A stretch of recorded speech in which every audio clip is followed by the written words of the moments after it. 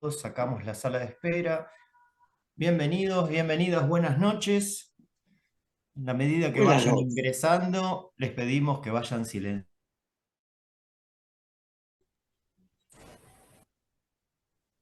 Ahí yo había muteado a todos, perdón. Sí, Hola. a ver si está. Ahí está, ahí sacamos la sala. Ok, Ok, bueno, listo, Leo. Hola a todos. ¿qué tal? Buenas noches, bienvenidos, bienvenidas a la tercera conversación de nuestro 17º ciclo de cine aplicado a psicoanálisis. Antes de presentar la película y a los invitados para hoy, anticipamos ya la próxima conversación, que será el día 25 de octubre a las 19 horas, hora argentina. Y la obra que seleccionamos para esa noche es Fallen Leaves, traducida aquí como Hojas de Otoño, película del año 2023 del director finlandés Aki Kaurismäki. Los invitados comentadores para esa noche van a ser Marcelo Katz, es un compositor, arreglador y docente, y un tal Pablo Russo, es un psicoanalista miembro de la EOL y AMP. Va a coordinar el encuentro nuestra compañera Gabriela Levi Daniel, y la presentación quedará a cargo de Vivi Vega. Hoy vamos a continuar pensando acerca de la temática que elegimos para este año, el valor de la vida, y para hacerlo elegimos La En, el odio, estrenada en 1995, segundo largometraje del director Matthew Kassovitz. Matthew Kassovitz es actor, guionista, director y productor de cine, y por este film obtuvo 3 premios César y el premio a la mejor dirección en el Festival de Cannes. Su inspiración tiene origen en los episodios ocurridos en París en abril de 1993. El día 6, Makome Mbowole, un adolescente de 17 años, fue asesinado con un disparo en la cabeza dentro de una comisaría en París. Permanecía detenido y esposado. La policía alegó que el joven había atacado a un oficial y que su muerte se dio en el marco de la legítima defensa. Durante toda la semana se produjeron disturbios y enfrentamientos entre los jóvenes del barrio y la policía, lo que hizo escalar más el nivel y la crudeza de la represión. El domingo siguiente, 3 jóvenes murieron a consecuencia de disparos de la policía. Los medios difundieron la declaración oficial. Supuestamente los habrían encontrado perpetrando delitos menores y rehusándose a acatar la voz de alto. Frente a las críticas y sospechas, el ministro del Interior, Charles Pasqua, manifestó en declaraciones públicas que no iba a tener piedad para los policías que cometieran excesos en el ejercicio de sus funciones. Si en las 2 noches anteriores en las que conversamos a partir de películas que retrataban, en el primer caso, el contexto social en la Alemania de la década del 20 y en el otro, la situación de la Patagonia chilena de fines del siglo XIX, ubicábamos la vigencia de ciertas prácticas segregativas y la insistencia de discursos estigmatizantes que son los que luego permean en actos violentos sobre los cuerpos de los excluidos. En esta obra, que está próxima a cumplir 30 años, debemos añadir su actualidad pasmosa, en la que se incluyen escenas extraídas de noticieros de los años 90 que podrían perfectamente ser sustituidas por otras idénticas de esta semana. Tal vez el único cambio significativo resida en el desarrollo y perfeccionamiento de los elementos con los que hoy se equipan las Fuerzas Armadas para reprimir de manera cada vez más eficaz. La cinta empieza al ritmo de Burning and Looting, tema de Bob Marley and the Wailers, cuya traducción sería quemando y saqueando. En la primera estrofa dice: esta mañana me desperté en un toque de queda. Yo también era un prisionero. No podía reconocer las caras que estaban sobre mí. Todos estaban vestidos con uniformes de brutalidad. ¿Cuántos ríos tenemos que cruzar antes de que podamos hablar con el jefe? Todo lo que conseguimos parece que lo hemos perdido. Debemos estar pagando el costo. El año que viene la película cumplirá 30 años desde su estreno. Kasovitz afirmó en una entrevista que pretende hacer una secuela para denunciar los abusos que siguen produciéndose en pleno siglo XXI. En el inicio del ciclo fuimos viendo cómo a partir de la modernidad en Occidente empieza a surgir una distinción entre el valor absoluto y relativo de la vida. Luego de la Primera Guerra Mundial, la proliferación de teorías económicas promueven el progreso a través de la optimización de recursos y la maximización de ganancias. A partir de entonces, aquellos no incluidos por las lógicas de producción capitalista serán prescindibles, desechables, vidas sin valor de vida. Los discursos ideológicos se tornan cada vez más extremos y virulentos y apuntan a determinados sectores para estigmatizar y hacerlos causa de todos los males que se sufren. Fundamento que habilita a vigilar y controlar primero, y luego legitima a perseguir, torturar y eventualmente eliminar. Progresivamente se irá dando un desplazamiento desde la corrección política, que lamenta daños colaterales y consecuencias indeseadas del modelo de acumulación, al ataque sin eufemismos contra el otro. Un otro que según la época puede tomar el sesgo de ratas, subversivos, inmigrantes ilegales, o los más recientes y locales, casta, zurdo o virus, QK12. En la primera conversación de este ciclo, a partir del film El huevo de la serpiente, se mencionó una escena de la película en la que las portadas de los diarios anunciaban: tiempos terribles se avecinan. Asiáticos, circuncidados y anticristianos vendrán de todas partes. Y como si se tratase de una continuidad cinematográfica, llegamos a nuestra película para hoy. 60 años después del planteo de la cinta de Bergman, en la que se narra un día en la vida de tres jóvenes que justamente son un negro, un judío y un árabe, que viven en las afueras de París. Los protagonistas son exponentes de diferentes etnias y creencias. Vince aparece como un tipo impulsivo, siempre a punto de explotar. Hubert es reflexivo y consciente, tiene claro que el futuro se juega lejos de donde vive, y Said, el más chico, es gracioso e ingenuo. Los tres están desempleados, con un fuerte arraigo al lugar de pertenencia geográfica, en un entorno hostil, con pocas oportunidades, en contraste a la opulencia de la gran ciudad. Para terminar, el director propone una serie de alteridades que enumero: blanco y negro para las imágenes, la música y el silencio en la narrativa, el humor para bordear lo indecible, la identidad frente a la segregación, el lazo social para mitigar la violencia, pero hacia el final, el odio redobla la intensidad de su poder destructivo y nos interpela. Para conversar contamos con nuestros invitados. Matías Agesta es docente de historia y analista de cine en diversos centros y espacios culturales y de práctica cinematográfica en escuelas públicas, con programas para la enseñanza de cine dirigidos a niños, niñas y adolescentes. Y Fabián Feinwox, psicoanalista, reside y trabaja en París.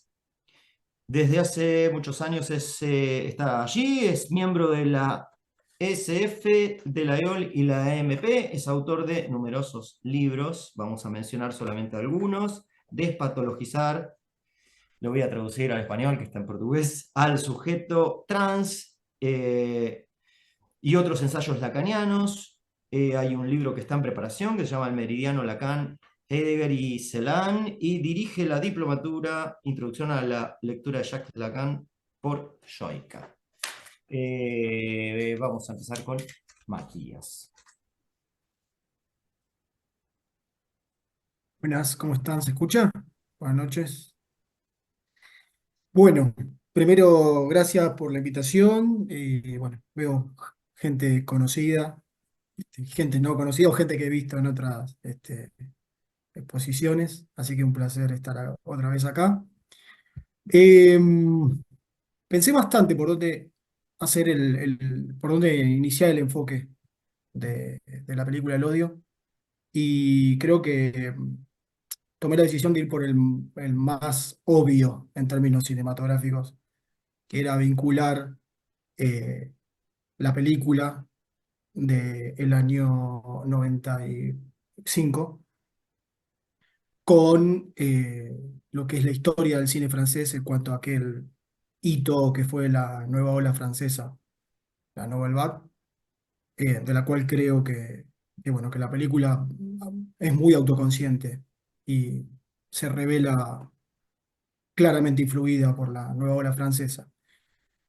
Y a partir de eso, y a partir de la consigna de este ciclo del valor de la vida, se me fue dando como un pasaje en cuanto a la acepción de la frase y de la frase original, el valor de la vida, que en algún punto tiene un contexto muy marcado en el odio. eh, Inmediatamente me refería a lo que en algún punto fue en lo que fue el inicio de la nueva ola francesa del valor de la vida, de aquellas primeras películas que surgieron después de la Segunda Guerra Mundial. ¿Sí? Entonces, a partir de eso, como punto de partida, bueno, este valor de la vida, este, que se encontraba en crisis ahí en el surgimiento de la nueva ola francesa, y que en algún punto también Kassovitz eh, lo problematiza en la década del 90 con el avance del neoliberalismo y con lo que son las primeras señales, los primeros síntomas de la promesa de la Comunidad Europea, de las fronteras libres, ¿sí? De las fronteras permeables, de intentar un proceso de reparación histórica para con las ex colonias y la llegada de los migrantes, empezaba a mostrar sus primeras señales de, de desilusión o de lo que se podría entender como una utopía incumplida o una promesa no cumplida. Entonces, a partir de eso, bueno, traté de buscar varios puntos de contacto entre aquel comienzo de la nueva ola francesa, tanto los que tienen que ver con el origen de la nueva ola francesa, en cuanto a esto relacionado con esta problematización del valor de la vida, y después a partir de eso empezaban a surgir, obviamente, coincidencias estéticas y diferencias que hay en la película de Kassovitz. Y eso hizo que ese concepto inicial, que esa frase inicial del valor de la vida, tomara una nueva forma eh, y adquiriera la forma de una especie de vitalismo desmesurado, de vitalismo ilógico que tiene la película de Kassovitz y que en algún punto también tiene las películas de la nueva ola francesa, ¿no? Como una especie de ilógica vitalista en un contexto de crisis, en un contexto de lo más lógico hubiese sido hacer películas pesimistas. Yo particularmente, y esto soy muy subjetivo, y si alguien, si alguien o varias personas no están de acuerdo, después me parecería interesante para el debate. Para mí, El odio es una película que me da ganas de vivir. Yo la veo y es una película que la veo muy positiva, muy vitalista, porque en ese sentido creo que todo lo que le sucede a estos tres jóvenes, ese contexto inicial que empieza la película y ya de algún punto parecería ser que no tienen esperanza, ¿no? En este gueto en el que viven en las afueras de París. Y frente a eso, una película que podría haber iniciado una cadena, un derrotero de situaciones puramente pesimistas, truculentas, sórdidas, de repente se da el lugar para hacer poesía, para recurrir a la belleza, para recurrir a la ternura, incluso un personaje que de primera mano no parecerían ser los más indicados para el ejercicio de la ternura. Ellos son tiernos, son compasivos, tienen ética, tienen una gran ética. Eh, y sobre todo llevan adelante un vínculo de amistad que a mí me resulta conmovedor. Cada vez que la veo la película me, me genera ese efecto particular de una amistad que obviamente es imperfecta, es tensa, está plagada de situaciones de violencia, de discusiones, pero que justamente en ese final me he preguntado muchísimo por ese final. Todas las veces que la veo la película, cada vez que la veo me pregunto por el final. Y cada vez que la veo me doy una respuesta distinta porque creo que cada vez que la veo en un contexto diferente. Y creo que eso es una gran capacidad que tiene la película de ser transversal a la historia y de algún punto plantearnos que parecería ser que no cambió demasiado entre el año 95 y este año, y sin embargo en cada momento que uno la ve, la película se reinventa, Y en esta oportunidad que la vi, seguramente por lo que está pasando en nuestro país y en la situación en el mundo en general, el final tuvo otro efecto en mí. Y seguramente porque claramente, claro que uno en los momentos de la vida en los que va viviendo también ve otras cosas en esos momentos claves. Yo voy a hacer algo, no sé si es lo acostumbrado, porque en este ciclo este año no pude estar, pero por cuestiones de trabajo, pero voy a compartir la pantalla porque quiero justamente, nada, quiero compartir lo que a mí me pasó.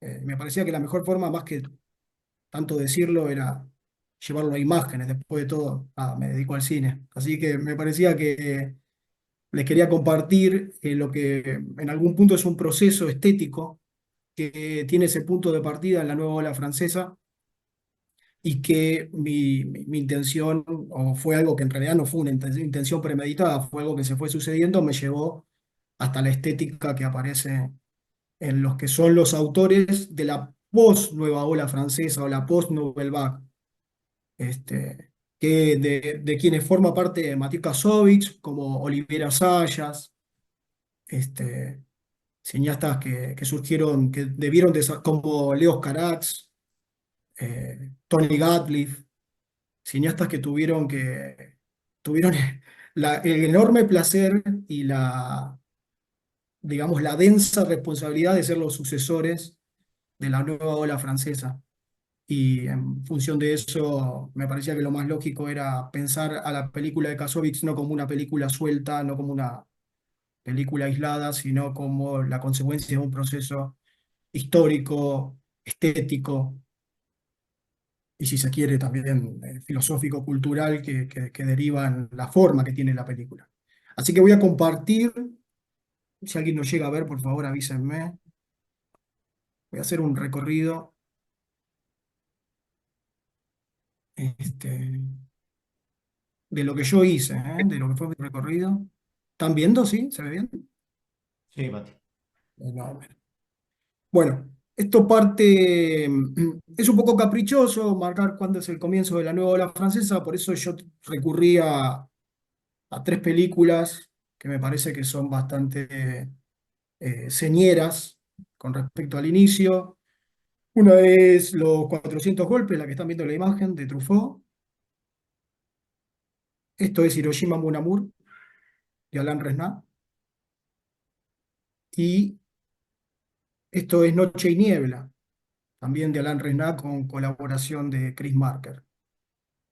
Eh, Nada, lo primero que aparece como a simple vista que quería compartir con ustedes, bueno, esto es la batalla de Argel, que es de Gillo Pontecorvo, pero no es directamente de alguien que fue parte de la nueva ola francesa, pero en algún punto las inquietudes sí son las mismas. Y esto es Cleo de 5 a 7, una película de Agnieszka Varda. La primera coincidencia tiene que ver con el blanco y negro, este, que bueno, que en los cineastas de la nueva ola francesa ese blanco y negro era una estética obligada, porque por aquellos años había muy pocas películas en color y las que había eran películas que estaban coloreadas con el famoso Technicolor, con ese color tan expresionista. Entonces la cinta que se conseguía el celuloide era en blanco y negro, entonces la estética de aquellos años era la estética que se tenía a mano, y lo que era natural, por decirlo de alguna forma, en el cine de la primera nueva ola francesa, en Kassovitz es una elección, porque Kassovitz filma el 95 y el blanco y negro ya no es eh, lo que sería el realismo, parte del realismo documental cinematográfico, de ese soporte de base, sino que es una decisión estética. ¿Sí? Es una decisión importante estética que Kassovitz toma de filmar en blanco y negro. En realidad, corrijo, la película no está filmada en blanco y negro, sino que está filmada en color y en postproducción fue pasada a blanco y negro, lo cual todavía refuerza mucho más esta referencia en cuanto a la nueva ola francesa. El uso del blanco y negro de Kassovitz en la película de hoy, en particular, tiene una ligación muy fuerte con esto que mencionábamos con la nueva ola francesa. También creo que tiene una relación muy fuerte con el fondo de realismo que la película busca representar. Después es interesante pensar cómo una película que tiene un fondo de realismo tan profundo y que fue tan importante en la época porque visibilizaba la vida en los guetos. Kasovitz dice en sus entrevistas que la mayor satisfacción que le dio la película fue pasarla en los guetos, en la periferia, en lo que se conoce como la banlieue. No sé, Fabián, si estoy diciéndolo bien, si no, después corregime. Eh, que incluso esta película fue una película iniciática o de algún modo promotora de lo que en el año 2006 fue el primer festival de Balib del cine de la periferia, ¿sí? Que luego todos los años ininterrumpidamente se viene haciendo con el protagonismo obviamente de personas que viven en esa periferia. De ese cine de la periferia, por ejemplo, surgió una cineasta que hoy la habrán escuchado mucho, que la escuchan mucho, que es Céline Sciamma, este, que tiene una película que se llama Banda de Chicas. No le voy a decir el título en francés porque no me animo, pero bueno, la traducción es Banda de Chicas, que surge de ese cine de la Banlieue. Y una de las mayores satisfacciones, cuenta Kasovic, es que haber pasado la película en los barrios de la periferia y haber sentido esa misteriosa, digo misteriosa porque no suele pasar, que su película hecha por un joven de clase media como era él, eh, tenía una devolución de parte de la gente que se sentía identificada y representada por la película. ¿Sí? Él lo cuenta como una gran satisfacción. Y esto lo digo porque es misterioso, porque en muchos de los ejemplos de la historia del cine, películas hechas generalmente por gente de clase media, media alta, hablando sobre las clases marginales, las clases populares o las periferias, son películas que no se ven en esas periferias. ¿Sí? O que si se ven con extrañeza, con incomprensión, sin generar esos procesos de identificación. Creo que uno de los mayores halagos que se le puede decir a la película es lo que relata Kassovitz, que cuando él la mostró y la vio gente de la periferia, lo que recibió fue esa hermosa virtud de honestidad que la película tiene con respecto a la forma en que retrata a la vida en la periferia. ¿Sí? Entonces, bueno, esto, ¿no? El blanco y negro del odio tiene que ver con la nueva ola francesa, tiene que ver con ese fondo de realidad, ese fondo documental que la película tiene, aunque la película, y de nuevo también conectándose con la nueva ola francesa, no disimula nunca su artificio. Es una película que no disimula su artificio. De hecho, Kassovitz ha contado que su idea original era hacerla musical, como para que todavía enfatizar más. Después no lo hizo. Igual hay fragmentos musicales en la película que tienen su peso y que dejan entrever ese origen. Porque a Kassovitz lo que le interesaba, o lo que uno puede de algún modo develar que le interesa, voy a sacar un poquito de la pantalla porque si no, siento que le estoy hablando a cuatro personas, que son las que me aparecen en el recorte. Después ahora vuelvo, si ahí tenemos tiempo, vuelvo un poquito. Eh, sí, Tomboy. Sí, ahí Pablo estaba comentando sobre Tomboy. Eh, estaba mencionando, bueno, que una de las cuestiones que lo convoca a Kassovitz es ese contraste entre ese fondo de realidad documental y una película que se asume autoconscientemente como artificio. ¿Sí? Esto ya estaba presente en la nueva ola francesa. Cuando los cineastas de la nueva ola francesa filman el famoso jump cut, ¿sí? Que se traduce como corte de salto, ¿sí? El montaje de salto, un montaje que se vuelve demasiado evidente, que deja de disimularse. El realismo cinematográfico disimula el montaje. La nueva ola francesa lo exacerba, lo enfatiza, le da relieve al montaje, le da relieve al corte. Y cuando le da relieve al corte, ¿qué está haciendo? Le está dando relieve al artificio. ¿Sí?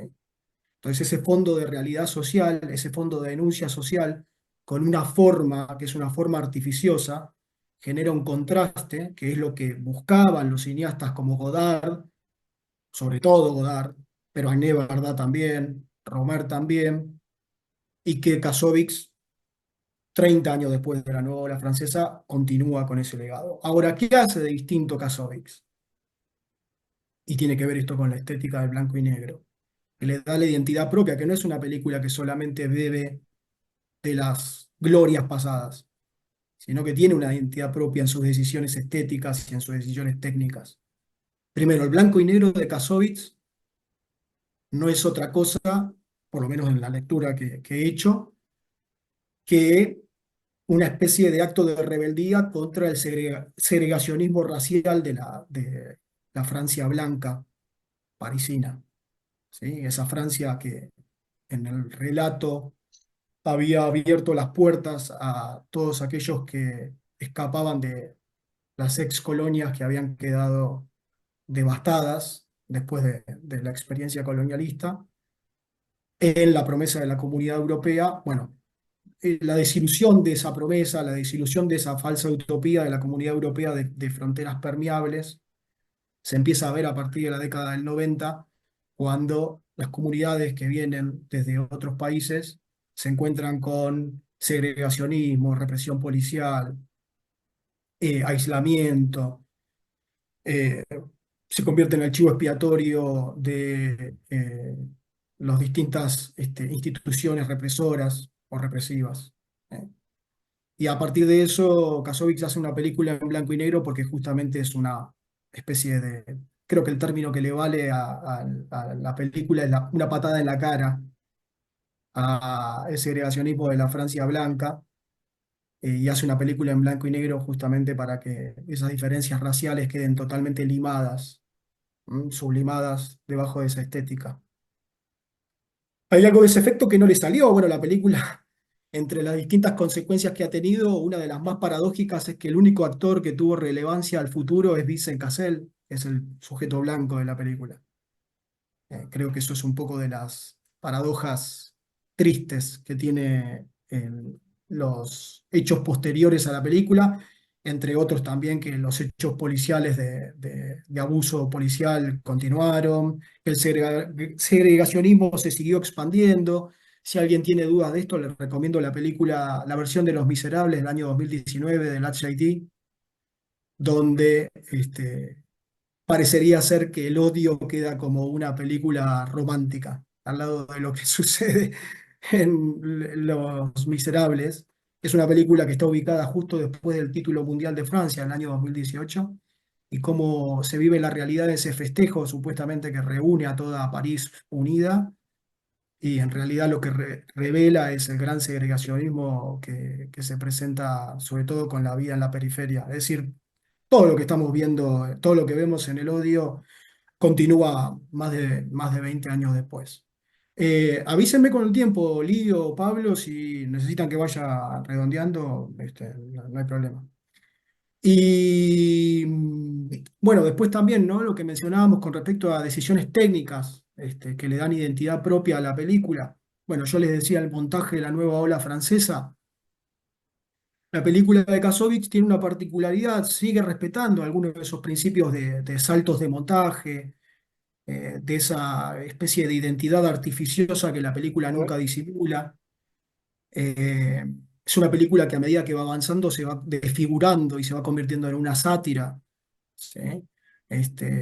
Y va perdiendo incluso sutileza en el camino, si bien nunca es una película sutil, al final termina diciéndolo todo a los gritos, como acto de provocación. Pero además también suma otros componentes que me parece que tienen que ver con la multiculturalidad y con el sincretismo, que también es una de las defensas de la película, porque de repente nos encontramos con una película que claramente tiene referencias a antecedentes de films que son más propios de películas del Bronx, ¿no? Es una película que de repente refiere a Los Chicos del Barrio, de Spike Lee, American X de Tony Calle, incluso a Taxi Driver, tiene algunos este, componentes en común con Taxi Driver. Tiene el blanco y negro y la vida en los suburbios, un poco conecta con una película de Francis Ford Coppola, The Outsiders, The Warriors de Walter Hill, películas que presentan justamente la realidad de los barrios del Bronx. Por eso también es una película muy videoclipera, ¿sí? Es una película que recurre mucho a esa estética del videoclip, que es más propia justamente de ese cine de los bajos fondos urbanos norteamericanos. Tiene un montaje también con una especie de ritmo hiperkinético todavía más acelerado que con grandes barridos, por ejemplo, cambios de perspectiva bien marcados. ¿Sí? Barridos, digo, son movimientos paneo de cámara rápidos que tiene. Este, bueno, distintos componentes que refieren a una cosa que se me pasó, ¿no? La forma de hablar, ¿sí? La forma del habla. Es una película que está hablada como se habla en los barrios bajos. ¿Eh? Esto es una cosa muy importante que también yo creo que, decíamos, hay referencias, hay similitudes, pero también hay diferencias con la nueva ola francesa. La nueva ola francesa fue un cine que provocó un cimbronazo en los modos de hacer películas anteriores, pero fue un cine que estuvo históricamente demasiado atado a la perspectiva de la clase media alta, de la cual provenían la mayoría de los directores. ¿Sí? Los dramas que ustedes ven en la nueva ola francesa, en general son vistos por personajes de clase media alta, que obviamente es esa clase media alta que se desencanta con la Francia de la Revolución Francesa y que en medio de la guerra con Argelia revela su costado colonialista que todavía sigue más presente que nunca, ¿no? Entonces esa clase media alta de algún modo queda frente a las narices de una realidad de una Francia colonial a la cual ya habían pasado sus años de gloria porque había perdido ese lugar de líder mundial después de lo que fue la experiencia de la Segunda Guerra Mundial. Este, y frente a eso, la verdad, y sobre todo frente a lo que estaba pasando en la guerra de Argelia, no nos olvidemos, la guerra de Argelia empieza en el 54 y termina en el 62. Frente a eso, frente a la experiencia de la tortura en la guerra de Argelia, miren Z de Costa Gabra, si no la vieron todavía, pero es una película que revela eso. Este, a esa clase media alta se le viene de encima la idea de la Francia progresista, de la Francia de la Revolución Francesa, y queda en evidencia una Francia que todavía seguía siendo colonial. El drama de esos personajes es el drama de esa clase media alta, por eso los protagonistas de la nueva ola francesa son de clase media alta intentando conectarse con el mundo proletario, con el mundo estudiantil, ¿sí? Pero siempre en la perspectiva de la clase media alta, una clase media alta que incluso empieza a reestructurar ciertos valores, el lugar de la mujer, en Agnès Varda, en Godard también, ¿sí? El lugar del hombre, el lugar de lo que podría ser el modelo de ser francés de aquellos años. Todo eso entra en conflicto el sujeto social, el actor social de lo que va a ser la post-nueva ola francesa, que es el cine de Kassovitz, que son los protagonistas de esta película, que es el cine de Leos Carax. Les recomiendo, si no la vieron, que miren Los amantes del puente de Euf. ¿Sí?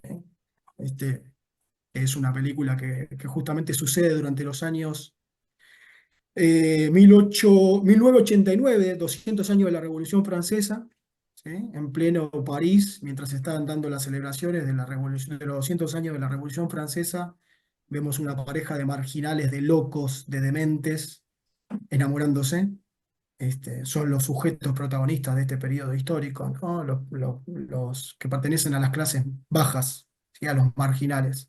Eso también es un límite que la nueva ola francesa no había cruzado y que el cine de la post-nueva ola francesa, y que esta película, sobre todo de Kassovitz, definitivamente lo cruza entendiendo que el protagonismo de este periodo histórico le corresponde ya no a la clase media alta, sino a las clases bajas y a las clases marginales. ¿Sí? Por eso también me parece que ahí hay una referencia histórica, pero también hay una identidad propia. Y bueno, y si quieren así ya voy redondeando para no hacerlo más largo. En cuanto al valor de la vida, yo les había dicho que yo empecé un poco con la consigna que habían propuesto desde el ciclo, ese valor de la vida que se encuentra bastardeado, ¿no? Tanto en el inicio de la nueva ola francesa, cuando esa primera película, Noche y Niebla, de Alain Resnais, mostraba el registro fotográfico de la apertura de los campos de concentración. Vieron que yo pasé una imagen ahí de los zapatos en Auschwitz, y fue todo un manifiesto, ¿no? Que esa primera película mostrara el testimonio de la apertura de los campos de concentración como un valor de la vida denigrado hasta el horror, hasta lo ominoso. hasta su mínima expresión, incluso más bajo que la mínima expresión de lo que puede valer una vida humana. Bueno, en el contexto de Kassovitz empieza un recorrido por una vida humana, la vida del migrante, ¿sí? La vida del migrante, que digo, cuando uno mira el odio, cree que allí el valor de la vida del migrante ya se encuentra desprestigiado, bastardeado. Vaya lo que vino después en la historia con todo lo que sucedió con el tratamiento de parte de Europa de las inmigraciones, que corto quedó lo que pasa en el odio, ¿no? Con respecto a ese valor de la vida. Y entonces a partir de eso, en este camino, en este recorrido que yo hice, bueno, creo que la mayor virtud que tienen las películas de la nueva ola francesa y que tiene esta película de Kassovitz es partiendo de un valor de la vida eh, este, desvalorizado, bastardeado, poder hacer películas que a partir de ese intento artificioso pero auténtico y honesto de encontrar los valores más positivos, más bellos, más felices, ¿sí? De la vida, eh, creo que convierten la frase, ¿no? La transforman y la vuelven películas que uno puede ver y puede no quedarse solo con lo muy malo que sucede, que es mucho, sino que puede quedarse también con las ganas de vivir de estos personajes, ¿sí? Yo creo que los tres protagonistas del odio, eh, que es un título que hoy está muy presente, pero son personajes que curiosamente hacen un enorme esfuerzo por no odiarse a sí mismos y por no odiar a una sociedad que los ubica en el lugar desde el cual parte la película. Hacen un enorme esfuerzo. Después, si lo logran o no lo logran, es materia, yo creo, de cada uno. Eh, Uno podrá ver la película y puede decir que el final es un final que parecería atizar el fuego de la confrontación, porque termina con una matanza general entre las fuerzas policiales y los protagonistas, pero yo creo que es una invitación no a mirar la película como una mímesis, como un ejemplo de, sino a ver la película como una catarsis, ¿sí? Y a partir de esa catarsis, poder quedarse con los valores más positivos que los personajes tienen, que era un poco lo que comentaba antes, ¿no? Esta idea de la amistad, de la belleza, la poesía, y en ese momento en el cual suena esa mixtura entre el hip hop del grupo NTM y la canción de Piaf, y vemos un pibe, vamos a decirle un pibe porque tranquilamente lo podemos traer a los barrios populares nuestros, vemos un pibe samplear y vemos un pibe que vuelve a ese patrimonio cultural que es Piaf y lo mezcla con esto que es el hip hop, que mucha gente podrá pensar que es una expresión de no música o música infame o música que no tiene la categoría de la música clásica y las mezcla y genera algo hermoso que la cámara lo corona con ese subida a los cielos, y ese plano casi como si la cámara estuviera haciendo un éxtasis, ¿no? Un éxtasis en el sentido más ontológico de la palabra, como si estaría saliendo de su cuerpo y elevándose. Creo que es el gesto más paradigmático de lo que la película busca, encontrar belleza, ¿sí? Encontrar belleza donde parecería que no la hay, ¿sí? Encontrar belleza en el feísmo del blanco y negro, ¿sí? En la melancolía, en la tristeza de ese blanco y negro, como una especie de gran grisitud para estos jóvenes, encontrar una belleza. E incluso dentro de esa belleza creo que también existe, o se puede entender como gesto de belleza, poder en algún punto invitar a la sátira, invitar al humor, invitar a la catarsis. Por eso digo que es una película que a mí me dan ganas de vivir cada vez que la veo. No sé si logro transmitirlo del todo como de acuerdo a lo que me pasó, pero bueno, capaz que en algún punto la vuelven a ver y les pasa algo parecido o no. Bueno, estamos, creo. Gracias, Matías. Una versión muy vital de esta tremenda película. Eh, Solo agregar que el que hace esa escena de hip hop parece que es un DJ muy famoso en Francia que, que participa de la película. Escuchamos a Fabián y después conversamos. Hola, Bueno, Fabián. muchas gracias, buenas noches. Un placer estar nuevamente en este ciclo que sigo de hace ya algunos años para aprender, como le dije a Pablo, porque efectivamente aprendo mucho escuchando los comentarios de los críticos, como Matías esta noche, y bueno, y de los colegas que comentan distintas películas excelentes, que además me sirve este ciclo para descubrir además películas muy buenas.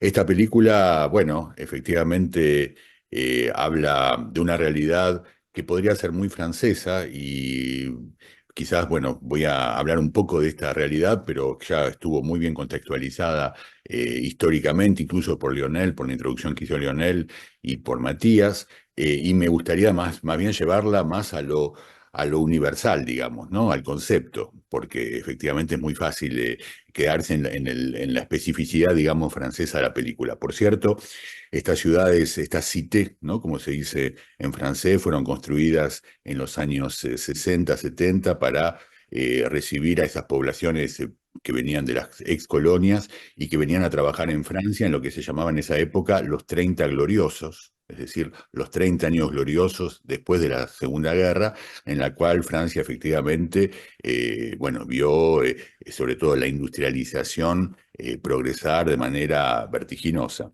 Y esta gente efectivamente estaba estacionada, estaba guardada en estos monoblocks. Yo creo que es el equivalente un poco argentino para esta cité, aunque la realidad de estas ciudades es más bien, yo me decía, la de las villas, ¿no? Es decir, donde efectivamente las villas, donde también vienen trabajadores del interior del país o del exterior, bolivianos, paraguayos, bueno, de otros países, y efectivamente en los años 70 también, ¿no? En Argentina, en Buenos Aires, y efectivamente crean una cultura propia, ¿no? Y hay una cultura efectivamente de la banlieue, como lo decía Matías muy justamente, que bueno, estos chicos, estos pibes son los nietos, yo diría, ya la segunda generación de estos inmigrantes que llegaron en esos años y que efectivamente se encuentran completamente excluidos, mejor dicho, se encuentran incluidos en la sociedad francesa siendo excluidos de la sociedad, ¿no?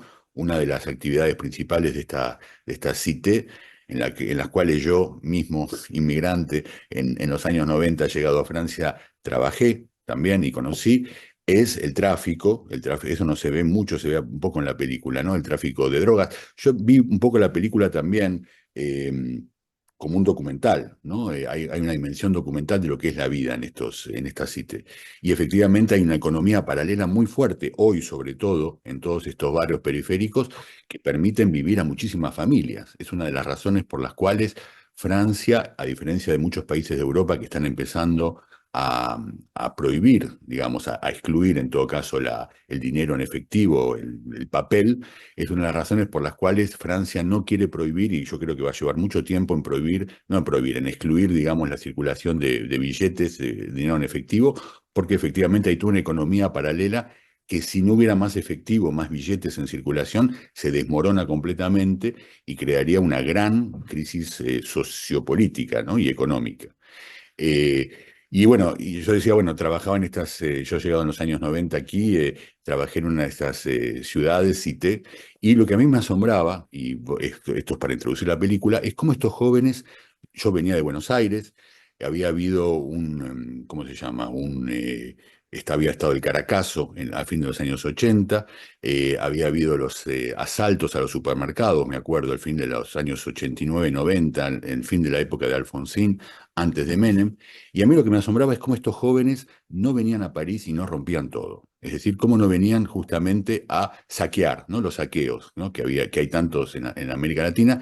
Y la película me permitió, cuando la vi la primera vez en el año 95, me permitió entender por qué no pasa eso.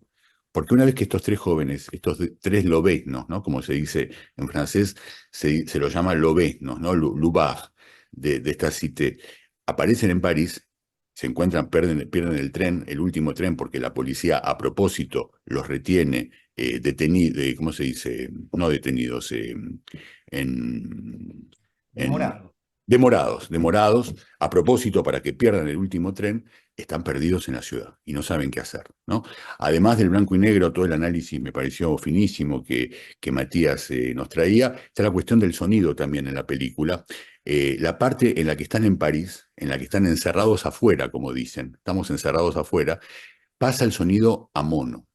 Mientras toda la parte que está filmada en la primera parte es en estéreo, el director, Mateo Kassovitz, cambia y justamente reduce el sonido, no sé si notaron eso, para mostrar justamente cierta sordera, cierto silencio ensordecedor de estos tres jóvenes errando, ¿no?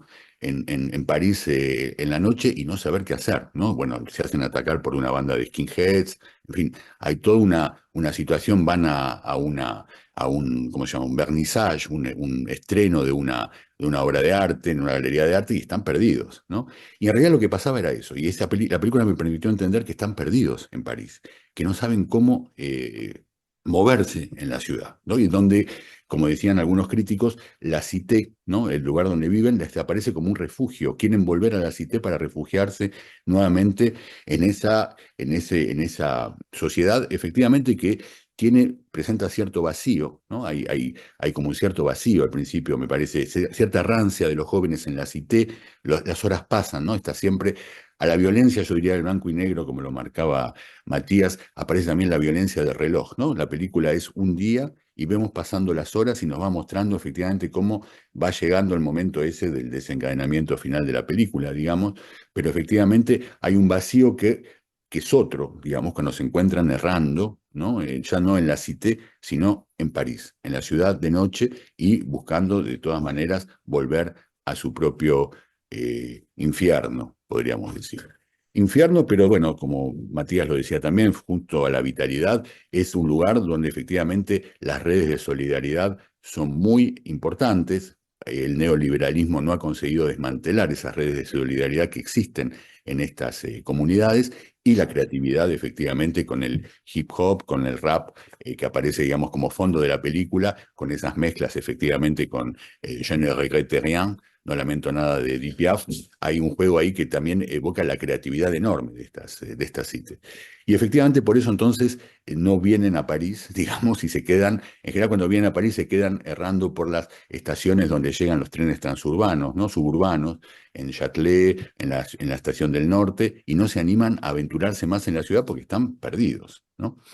Eh, bueno, ¿qué decir de los personajes? Efectivamente, Lionel los caracterizaba bastante bien.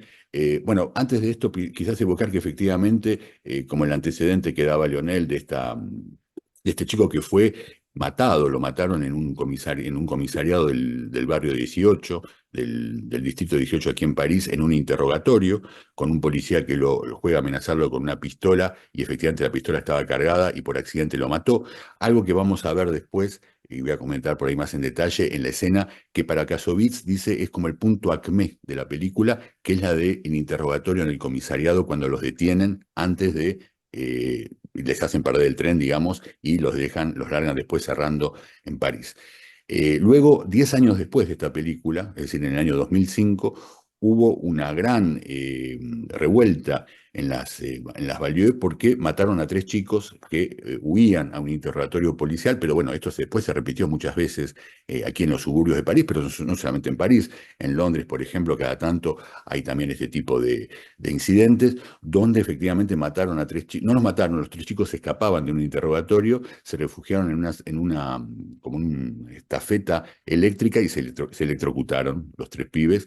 Entonces, durante 10 días o 15 días, las banlieues se incendiaban autos, atacaban a las escuelas, las bibliotecas. Esto también aparece en la película cuando se asombran de que cuando empiezan a quemar las cosas al principio, quemaron también el gimnasio donde hacían box y donde practicaban. Y se asombran de que también hayan quemado el lugar que les pertenece a ellos, ¿no? Hay algo acá, yo diría, justamente de este odio, ¿no? Que desborda y que se ataca, digamos, a los elementos propios de la cité, digamos, no ataca los lugares de la República, ¿no? Como efectivamente las escuelas, la policía, las bibliotecas, sino también los lugares propios de ellos, ¿no? Y Y bueno, y efectivamente fue casi premonitoria, yo diría, esta película con estas grandes revueltas que hubo en las Banlieues en los años 2005. Eh, eh, ¿Qué más decir? Bueno, simplemente en relación a estos personajes, efectivamente Vince, que es Vincent Cassel, que efectivamente es una gran carrera después, hijo de otro gran autor, de otro gran actor, que se llama Jean-Pierre Cassel, que es bastante conocido en el cine también. Aparece como un personaje, digamos, el más revuelto, más adolescente, casi aniñado, que quiere sobre todo, no solamente imita a Robert De Niro en Taxi Driver, en la escena famosa, ¿no? Me estás hablando a mí, sino que quiere pasar por la televisión. Cuando viene la televisión está como excitado para saber por qué no lo pasaron por la televisión. Y en estas revueltas que había en los años 2005, justamente lo que buscaban, y esto fue un elemento que fue muy analizado en ese momento, eran pasar por la televisión. Era como buscar, digamos, la televisión, todavía no, Internet no estaba desarrollado, todavía muy desarrollado en los años 2005, y justamente la idea era alcanzar cierta celebridad, digamos, pasando por la tele quemando autos, ¿no? Y muchos se enorgullecían cuando efectivamente las tele los venía a entrevistar y a preguntarles por qué la revuelta, ¿no? Vince es un poco este personaje. El personaje de Hubert es interesante también porque aparece como el personaje más centrado, casi como una especie de adulto en este trío. Ve con mal ojo los proyectos de Vince de justamente querer vengar al pibe que se muere finalmente en el hospital, que es el que la policía había atacado al principio, y es el que termina finalmente cometiendo el acto que le impedía a Vince hacer, es decir, matar a un policía. Vince dice: voy a matar a un policía, efectivamente, por la bronca que tenía. Y como si efectivamente ¿cómo decir? Esta razón que Hubert parece encarnar se desmorona con este desbordamiento, digamos, de la violencia y del odio.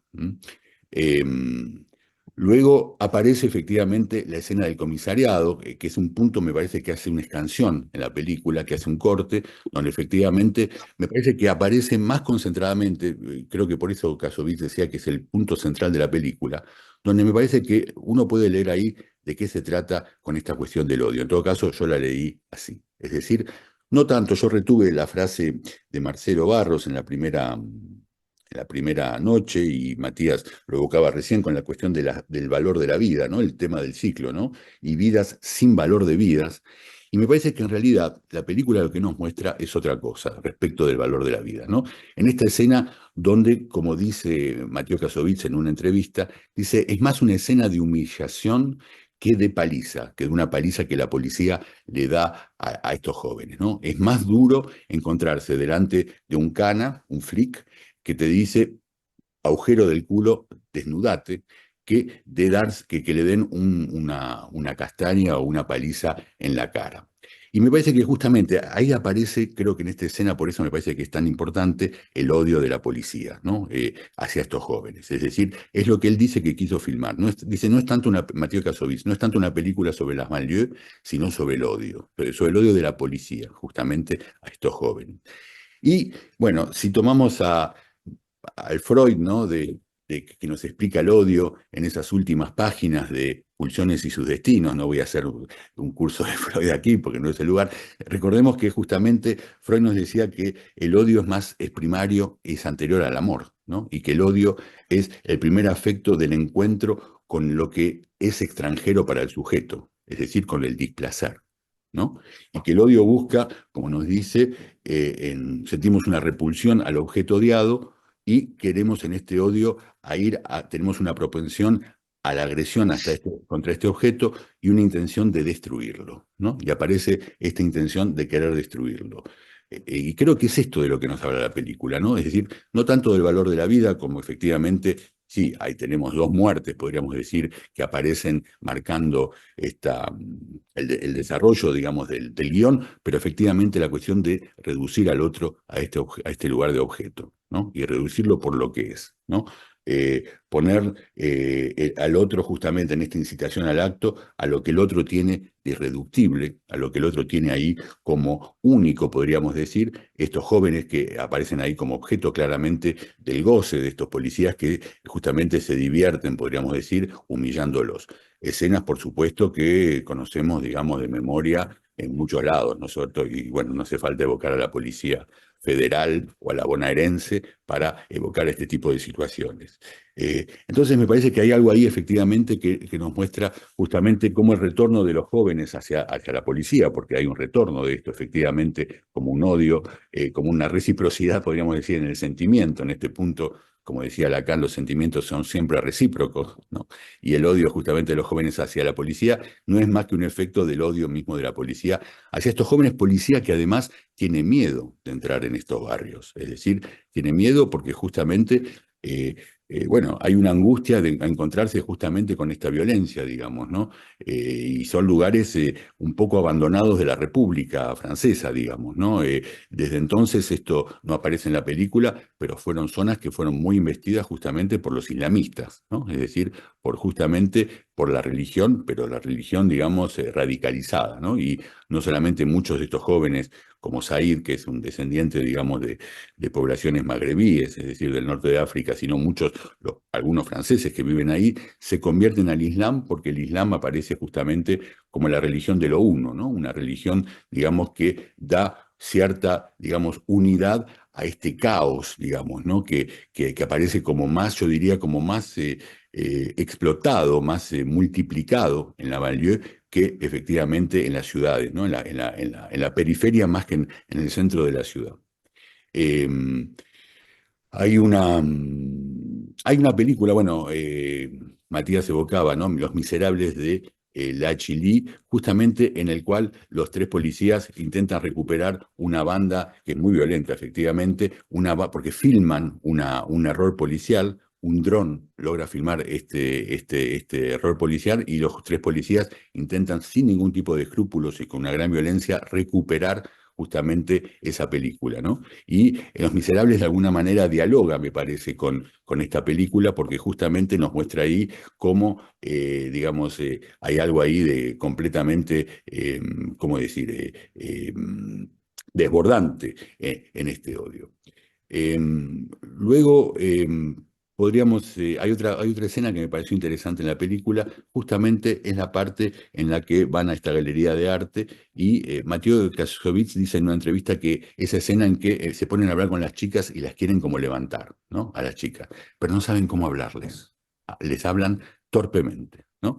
Y Mateo Kassovitz dice, es una escena en que los humanizo un poco a los personajes, ¿no? Muestro el lado, digamos, justamente poco heroico que tienen, pero con una especie como de lado, digamos, ¿cómo decir?, casi caricatural. Ahora, pensaba en otra película que me parece que sería buena, incluso por ahí que la viéramos en algún momento, que se llama La Esquiva, de Abdelatif Keshish. Seguramente vieron la vida de Adela, de este autor, y es una película muy, muy buena. Es muy simple, es un grupo de teatro en una banlieue, en una cité, que están montando la obra de teatro Los Juegos del Amor y del Azar de Marivaux. Y hay un pibe que se enamora del personaje, digamos, de Lisette, que es el personaje principal de la obra de teatro, y hace todo para descartar a los pibes con los cuales él no se identificaba de la cité, para proponerse él como actor y actuar en esta obra de teatro para seducir a la chica que es maravillosa, la actriz, una jovencita rubia que hace de Lisette, y el chico logra sacar al joven que hace el personaje, no me acuerdo el nombre, que actuaba como siendo el partener, digamos, de Lisette en la obra de teatro, y cuando se encuentra frente a ella para tener que hablarle, no consigue hablarle, no sabe cómo hablarle, ¿no? Esta cuestión del empobrecimiento del lenguaje, ¿no? Del empobrecimiento del lenguaje en los jóvenes de la cité, Bueno, ahora más que antes, ¿no? Completamente suspendidos a las redes sociales, a TikTok, justamente a las imágenes y perdiendo justamente la poiesis de la palabra, ¿no? La posibilidad de justamente de la riqueza del lenguaje y no poder hablarle de amor a las chicas, digamos, ¿no? Ahí los chicos empiezan a hablarle torpemente, no me acuerdo bien cuál es el diálogo, pero creo que las abordan muy directamente, digamos, ¿no? Es decir, sin poder justamente decir una palabra de amor, ¿no? Pensando, hubo encuestas sociológicas, hay una socióloga italiana muy interesante que se llama Micaela Marzano, que estudió la sexualidad en estos lugares, y efectivamente lo que los jóvenes dicen es que creen que es como las películas pornográficas, porque además están nutridos de porno, digamos, ¿no? Entonces, efectivamente, la palabra de amor como, digamos, como puente, como posibilidad de enganchar al otro, no existe, ¿no? Y me parece que está muy logrado en esa secuencia muy rápida, digamos, de eh, bueno, donde se trata de hablarle a algunas mujeres. Mujeres, por otro lado, que están completamente ausentes, si no es en esta escena, en la película. Le preguntaron a Kasiovitz en una entrevista por qué, y dice que efectivamente no hay una historia de amor en la película, porque las mujeres justamente en una cité no están en la calle, están más bien aisladas, están mucho tiempo más bien en la casa, donde justamente, bueno, se consagran a las actividades de la casa o ir a trabajar y volver rápido a la casa, porque siempre se es la hermana de alguno, dice, ¿no? Entonces, como siempre se es la hermana de alguno, si fuera objeto de amor o objeto del deseo de alguno de los pibes, se tiene que ver con el hermano, digamos, ¿no? Entonces, hay pocas chicas en la película, ¿no? Eh, luego, podríamos simplemente evocar la cuestión del odio. Me parece que Lacan, justamente sabemos que es una de las pasiones del ser, como dice, ¿no? El odio, el amor y la ignorancia. El odio está articulado, podríamos decir, a la falta en ser, y hay algo aquí que engancha, digamos, al sujeto al odio como una tentativa de hacer consistir un ser allí donde, digamos, el sujeto, por definición, ¿no? Falta en ser. Pero me parece que el que nos da un poco más la pista de la cuestión del odio, y que Lacan seguramente es una referencia para él, es Descartes. Es Descartes cuando nos habla de las pasiones del alma, y nos habla de las pasiones del alma como justamente referidas, en las cuales incluye al amor, al, las pasiones primitivas, la admiración, el amor, el odio, el deseo, la alegría y la tristeza.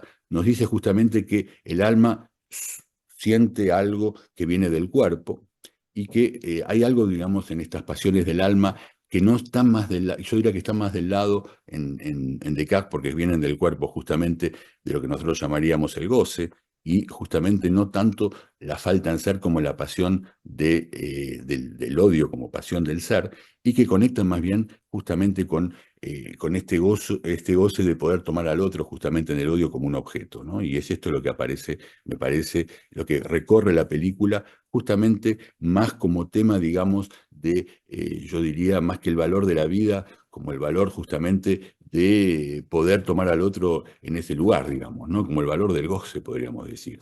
Eh, Luego, bueno, buscaba de alguna manera relaciones, estuve mirando un poco algunas cuestiones porque sigo desde aquí justamente las manifestaciones en Argentina, ¿no? Luego del veto sobre la ley de aumento de las jubilaciones, ¿no? Y en una de las, hay un video que circula donde justamente una chica increpa a un policía y le dice: sacate el casco y vení con nosotros, pasate de nuestro lado, ¿no? Dice, boludo, no te quedes ahí, y el tipo está como medio paralizado, y en el video dicen que el tipo hasta se emociona, ¿no? Hasta que tiene una lágrima. O sea, lo incita justamente a venir con el pueblo, venir con nosotros, el pueblo te respalda, ¿no? Me acordaba, viendo este video, de cuando estuvo acá el desfile de los chalecos amarillos, que muchos policías aplaudían a los chalecos amarillos, porque los chalecos amarillos siguen un poco la protesta, digamos, estas en la Banlieue, y bueno, justamente se trata de sostener, digamos, lo que, bueno, lo que justamente, lo que, el que el pueblo, digamos, para decirlo rápidamente, reivindica.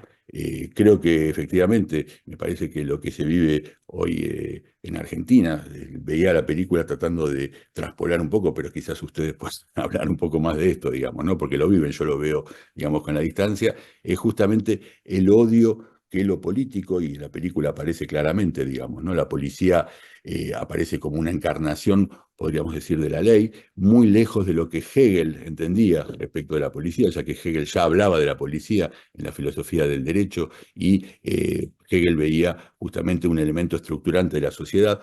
Hoy me parece que la policía aparece, y es lo que Mathieu Kassovitz busca denunciar, justamente como un elemento perturbador de esta cohesión social en la cual Hegel veía a la policía como un elemento más, digamos, ¿no?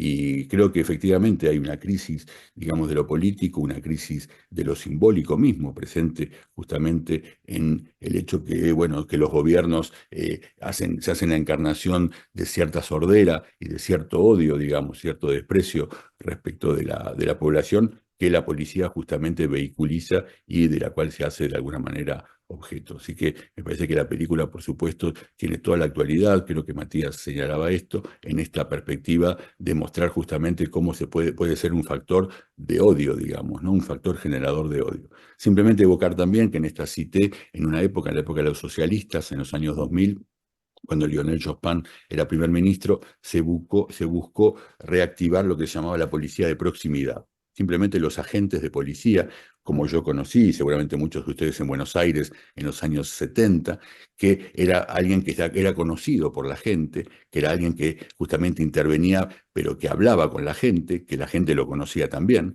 y que permitía esto, y creo que hay una cierta sabiduría en esta policía de proximidad, justamente no vivir la policía como un factor de odio, sino más bien como un factor, no como un factor segregativo, sino un factor más bien congregacionista, un factor que federaba, digamos, ¿no? Y lamentablemente ese proyecto quedó trunco, y bueno, y creo que la policía hoy se ha vuelto justamente un elemento en ese punto, ¿cómo decir? Bueno, eh, divergente, digamos, ¿no? Bueno, bueno, Bueno, muchas gracias, Fabián. Creo que Matías y Fabián nos han aportado nuevas eh, perspectivas con sus lecturas para pensar la cuestión del valor de la vida. Para iniciar la conversación quisiera subrayar un par de cuestiones.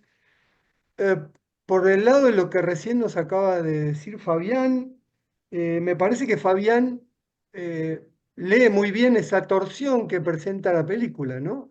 Uno podría leer la película como el odio que tienen estos chicos de la banlieue respecto de la policía. Y hay algo en la película que aparece, ¿no? Donde ya aparece esta torsión que trae Fabián, que es que cuando Hubert está tratando de frenar a Vince, que está como muy enloquecido, le dice, el odio engendra odio, ¿no? El odio engendra más odio. Y es interesante que Fabián lea esto como el odio que tienen los policías frente a los villeros, a la cultura villera, ¿no? Digo para leerlo también hoy, que probablemente la película se haría por TikTok, ¿no?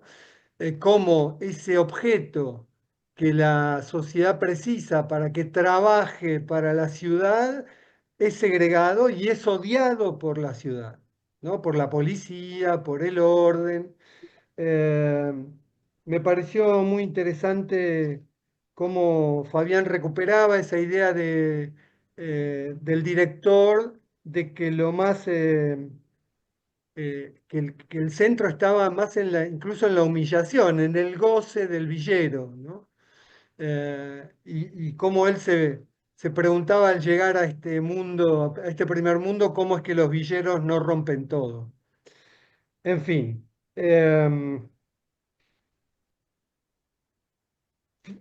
Por el lado de, empezamos la conversación, por el lado de Matías, quería subrayar, por un lado, que el director toma algo de la nueva ola, pero a la vez produce una cierta fractura con esta cuestión de la clase social, ¿no? No solo usa el blanco y negro como una decisión incluso del montaje, sino que hace hablar pone la cultura villera en primer plano, ¿no? Los protagonistas no son de clase media alta, sino...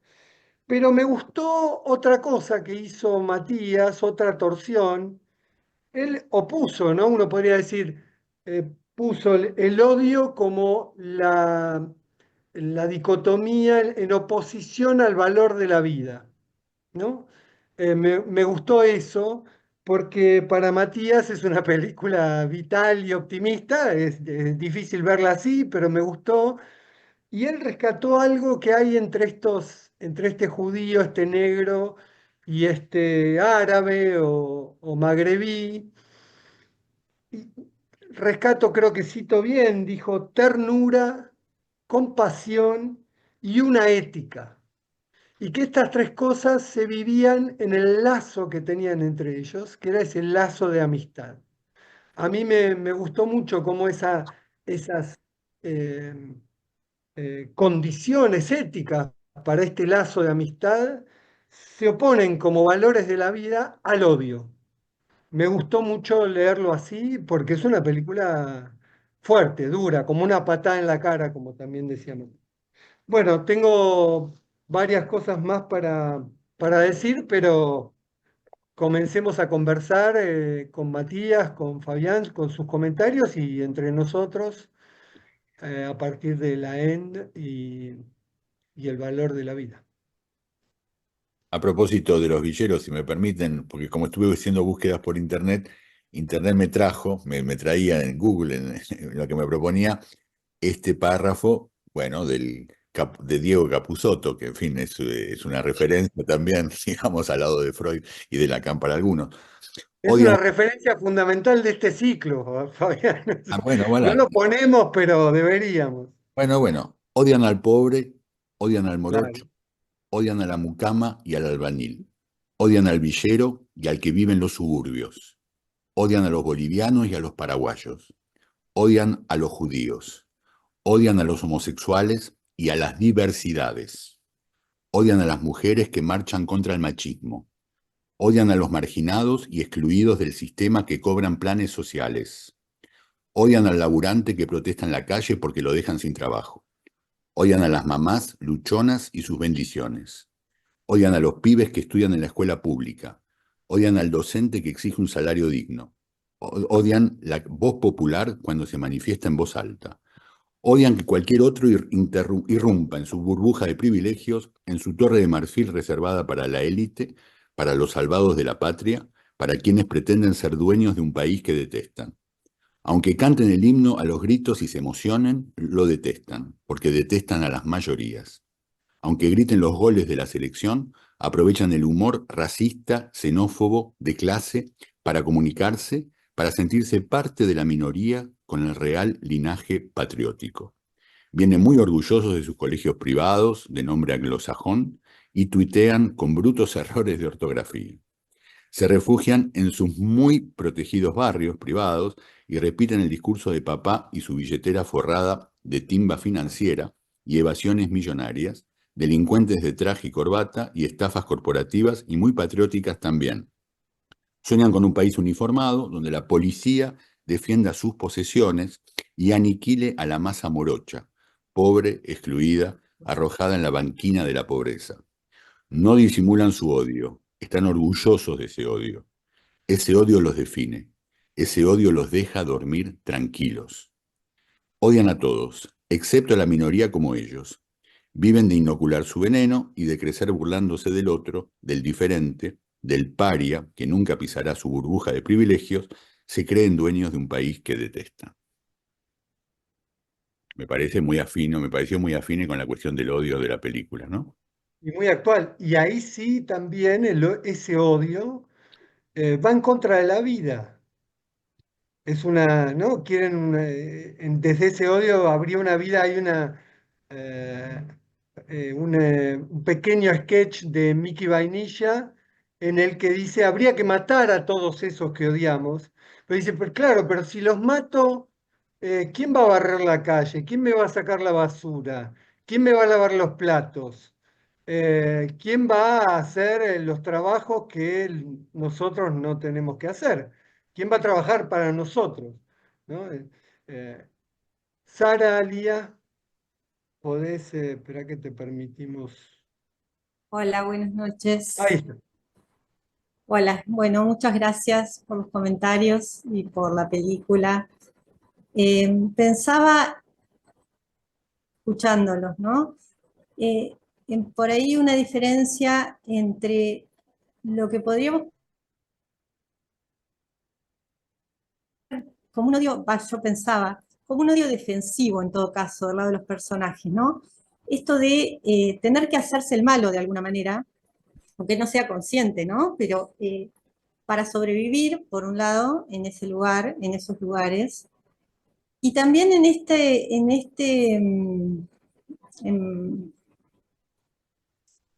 eh, en este borde, digamos, de que alguien mencionó, creo que Matías, no, no, creo que Leonel, de odio a sí mismo, ¿no? Pensaba sobre todo en el personaje de Vince, que me parece que es el más marcado, ¿no? El que parece tener más odio, el que se hace más el malo, ¿no? Hacerse el malo para sobrevivir ahí y para liberarse permanentemente a cada paso de ese odio a sí mismo que lo pone en un límite. A mí me parece que él es el que está siempre al límite, el que parece que va a pasar al acto todo el tiempo. Y que curiosamente no lo hace cuando todo daría, las cuentas darían, ¿no? Para que lo hiciera en el momento en que tiene la oportunidad de matar al policía y el amigo ya había, se había declarado que estaba muerto y entonces, bueno, yo creí que lo iba a matar, efectivamente, y ahí vomita, ¿no? Ahí no puede, ahí demuestra que en realidad él no puede pasar al acto de matar al otro. Es decir, que hay un valor de la vida que él preserva con esta manera de hacerse el malo.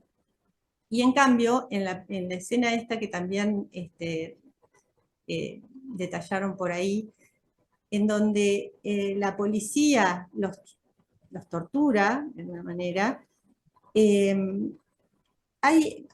me parece muy fuerte, hay un tercero, están estos dos policías un poco alternándose en la tortura, y hay un tercero al que le hablan y le dicen que lo más difícil es no abusar, ¿no? Lo más difícil es no pasarse, es decir, es como, bueno, hay que gozar de esto, pero tratar de que ese goce no los lleve a la muerte, ¿no? Porque es muy claro el mensaje, no es una ética ahí, sino un gozar hasta cierto punto, ¿no? No, no, creo que lo dicen así, como un no abusar, no abusar de eso, digamos, ¿no? De lo bien que lo están pasando ahí, esa dificultad.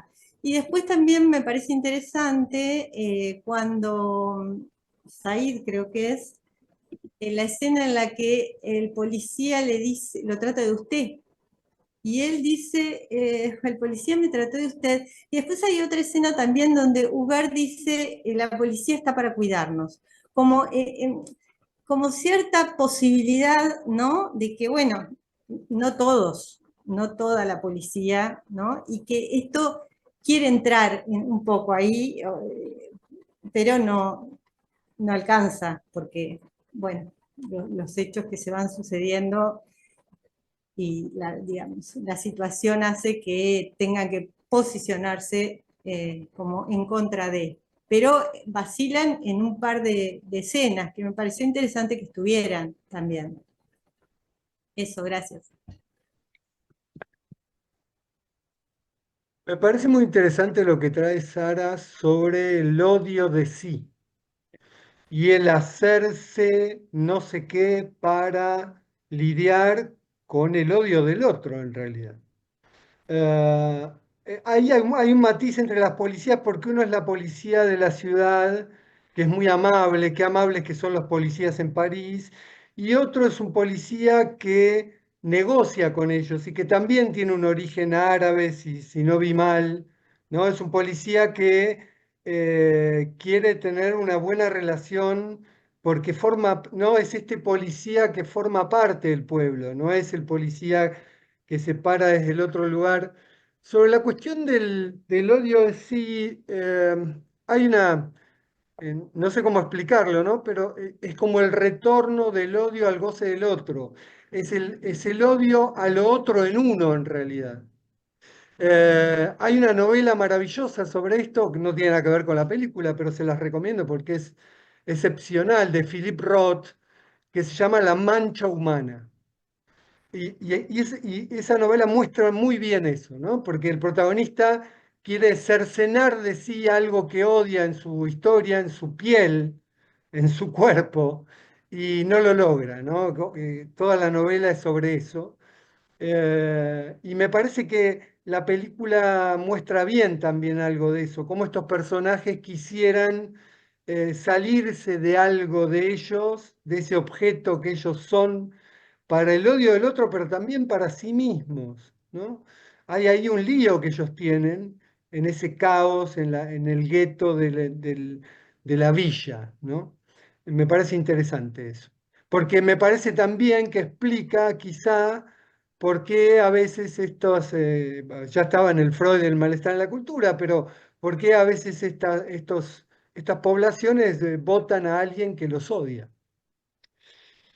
Difícil de entender, pero algo de eso a veces sucede. Matías y Fabián querían decir algo más, o Lionel.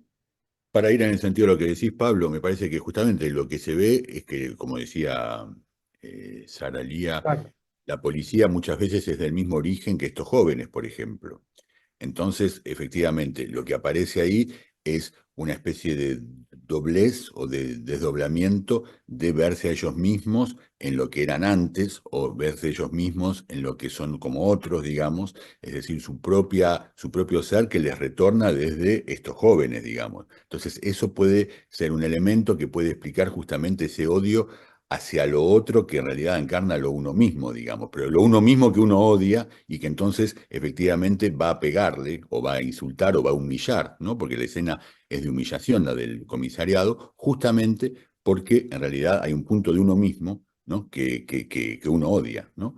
En ese punto conocemos toda la explicación que Lacan nos da del racismo, digamos, ¿no? Es decir, el racismo exacto, es justamente ese goce supuesto al otro, pero que en realidad le atribuimos que es nuestro propio gozo atribuido al otro. Entonces, el otro justamente encarna un otro, digamos, porque justamente nos reenvía nuestro propio gozo del cual efectivamente no estamos separados. Entonces, ¿cómo decir? Segregamos, digamos, al otro porque nos reenvía nuestro propio goce con el cual no estamos familiarizados de alguna manera, ¿no? tal cual. Laura, adelante. Bueno, hola, buenas noches a todos. Como siempre, aprendo un montón de los comentarios que hacen cada uno de ustedes y me encanta este ciclo, está buenísimo, más allá de las películas, después esto también está buenísimo. Este, y bueno, me interesa mucho lo que están diciendo, por supuesto, y bueno, quiero aportar lo que vi yo en la película o lo que me parece interesante en la película. De alguna manera me da la impresión que la película comienza cuando Vince es despertado, ¿no? Porque Vince está durmiendo y lo despiertan. Vince finalmente es el que seguro muere al final de la película y no sabemos si Hubert o si el Cana mueren. No, eso no sabemos porque la película termina ahí y, digamos, yo puedo enlazarlo con lo que Hubert había dicho de yo no quiero estar más acá. O sea que yo supongo que el que muere es Hubert, no es el Cana. Porque él de alguna manera sale de la escena, por más que uno pueda entender, no quiere más estar en este suburbio, qué sé yo, bueno, la verdad es que lo que sucede es que él sale de ahí, ¿m? Sale, pero a través de la muerte. Y lo otro que me pareció en la película es que hay primero una velocidad eh, insoportable en la película, ¿no? es un caminar permanente, un hablar permanente. Said habla en círculo todo el tiempo, repite y repite y repite, como si la vida de ellos cada día fuera una repetición, ¿no? Es la repetición del día anterior y es la repetición del día anterior, porque no hay un futuro.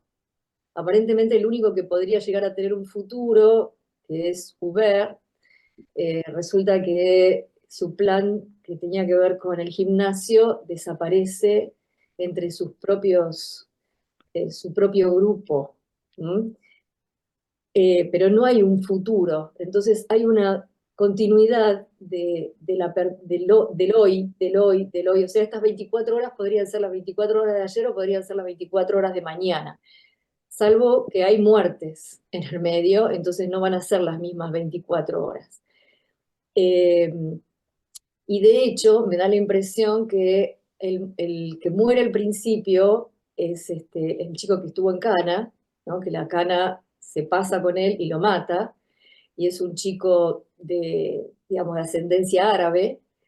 Después el que muere es Vincent, que es un chico de ascendencia judía, y para mí el último que muere es Hubert, que es el de ascendencia negra. O sea que los tres mueren en en algunas versiones diferentes, ¿no? El primero está representado de alguna manera por Said, que es el que no muere, es el observador que está incitando siempre a una especie de juego del que nadie participa. ¿Mm?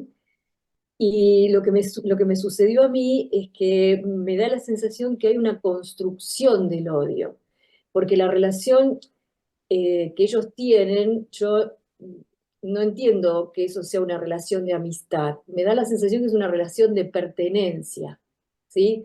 Una relación de identidad. Pero no hay una amistad, porque hay un hostigamiento permanente entre los tres. Está siempre uno hostigando al otro por lo que dijo, por lo que no hizo, por lo que fuere. Y ese hostigamiento también me parece algo digamos, de un rasgo de odio. No es solamente el odio hacia la policía. ¿Mm? Hay una construcción del enemigo permanente. Entonces, de alguna manera, Said se enoja con Vincent, Vincent se enoja con Hubert, y hay siempre un enojo que va recorriendo a los tres, porque no es que los tres son solidarios entre sí, siempre alguno está en discordia. ¿Mm? Sabemos que el número 3 es un número de discordia, pero bueno, esto no es solamente con la policía, porque incluso hasta con los vecinos hay que construir el enemigo, hasta con los de gente del portero eléctrico hay que construir el enemigo. Siempre hay un enemigo, siempre, en cualquier escena hay un enemigo. ¿Mm? El único que me parece más piola es el pendejito, el niñito que se da cuenta, digamos, qué es lo que puede aprovechar de ahí y cuándo se tiene que borrar, porque hay algo que ya él está aprendiendo y que es mucho más rápido que los mayores o que sus mayores. Y después lo que me pareció interesante fueron un par de cosas. Uno es la vaca, que ve Vincent, que es el único que ve la vaca. ¿Mm? Y por lo que estuve averiguando, la vaca en la cultura judía representa la muerte. ¿Mm? Representa la muerte y representa la vida eterna, ¿no? O sea, la muerte como la vida eterna. Y lo otro es el señor que sale del baño, esa especie de nanito que sale del baño,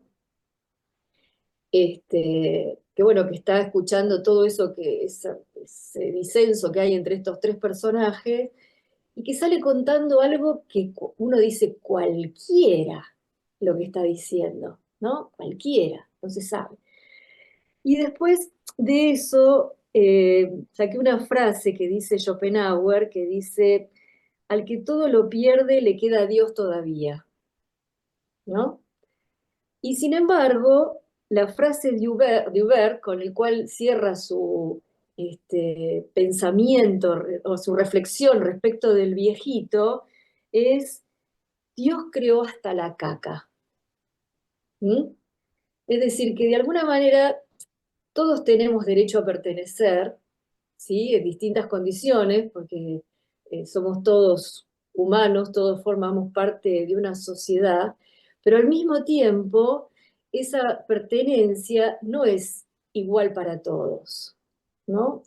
Ellos, como bien dijo Fabián, están completamente perdidos porque si no hacen su caminata, que evidentemente son lugares que conocen, y si no hacen eso, se pierden y tienen una dimensión del otro también muy reducida, ¿sí? El otro es una cosa muy chiquitita, de la misma manera que la policía también la tiene.